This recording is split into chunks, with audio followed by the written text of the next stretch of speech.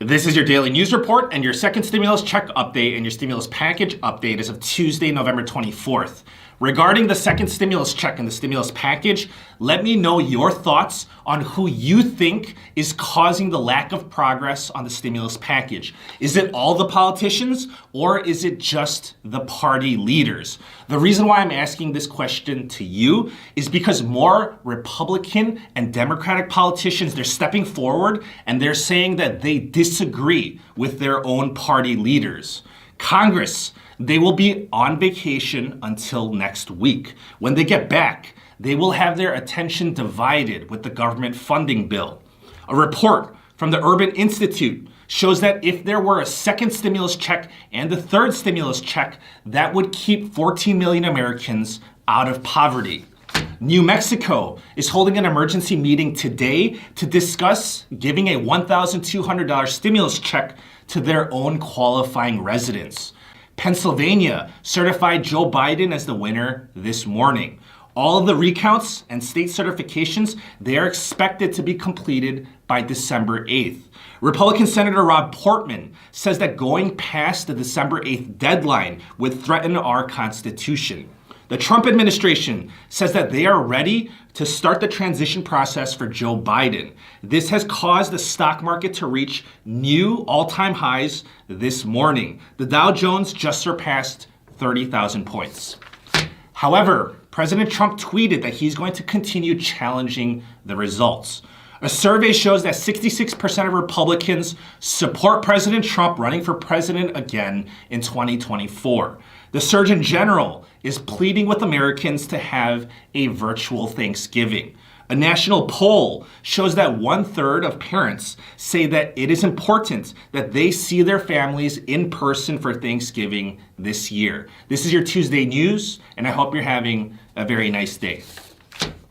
Regarding the status of the second stimulus check and the stimulus package, while on vacation, the politicians, they're voicing their opposition to their own party leaders. The leader of the Democrats, Nancy Pelosi, says that she wants to spend big and that $3.4 trillion is her starting point and she will not agree to anything less than $2.2 trillion. The leader of the Republicans, Mitch McConnell, says that he wants a targeted stimulus package of $500 billion because of improving GDP and unemployment statistics.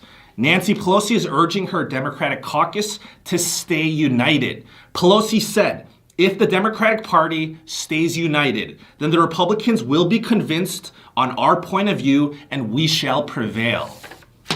However, here are the name brand politicians on the Democratic Party that are in disagreement with Nancy Pelosi. Democratic Senator Chris Coons said that he would support a stimulus package below $2.2 trillion. Democratic House Majority Leader Hoyer, his exact quote was, "I just hope that we can get an agreement. It may not be everything that everybody wants, but at least we can get some significant relief to the people." Democratic Senator Kaine said that a stimulus package under $2.2 trillion makes a lot of sense. Democratic Congresswoman Cindy Axne says that she supports a compromise even if it is below $2.2 trillion. Republican leader Mitch McConnell said a multi-trillion-dollar stimulus package is not a place I think we're willing to go. McConnell is sticking with the $500 billion budget and does not want to exceed that amount.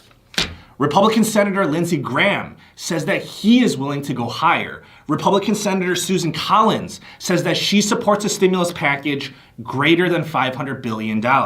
Republican Congressman Tom Reed's exact quote was, "We need negotiators from both sides to come to the table, willing to compromise and fully engage to get a deal across the finish line." With that in mind, my question to you is, whose fault is it for a lack of progress? Is it all the politicians or is it just the party leaders? When Congress returns from their Thanksgiving break, they will have their attention divided with the government funding bill that is due December 11th. In political news, Republican Senator Rob Portman said that the recounts and state certifications are expected to be completed by December 8th. Portman says that going past that deadline would cause unprecedented uncertainty and raise serious constitutional questions. Republican Senator Lamar Alexander from Tennessee is urging President Trump to make a graceful exit. Alexander's quote was, "Since it seems apparent that Joe Biden will be the president-elect, my hope is that President Trump will take pride in his considerable accomplishments, put the country first, and have a prompt and orderly transition." The Trump administration has notified the General Service Administration that they are now ready to begin the transition process. Biden will now have access to federal resources, federal employees, and a $6.3 million budget to set up his administration. President Trump tweeted that he asked his administration to begin the transition process. However, he says that he does not concede and that he will continue his fight. A poll conducted by the 7-Letter Insight shows that 66% of Republicans, they support President Trump to run for president again in 2024. Regarding the COVID-19 news, in the United States, we reported 169,190 new cases and 889 fatalities on Monday. This is according to Johns Hopkins University. The U.S. Surgeon General is pleading with Americans to avoid large gatherings on Thursday. However, 1/3 of parents say that the risk is worth it to be with their families on Thanksgiving. This was a poll conducted by C.S. Mott Children's Hospital, and half the respondents said that the pandemic has resulted in a substantial decrease in time that their children have spent with their extended family members, which is why Americans want to participate in family gatherings this Thanksgiving. That's the news for today. If you found this report informative, please subscribe, and I'll keep you updated. I'll save you the time, and I'll give you any advice when applicable. Thank you so much, and please stay safe.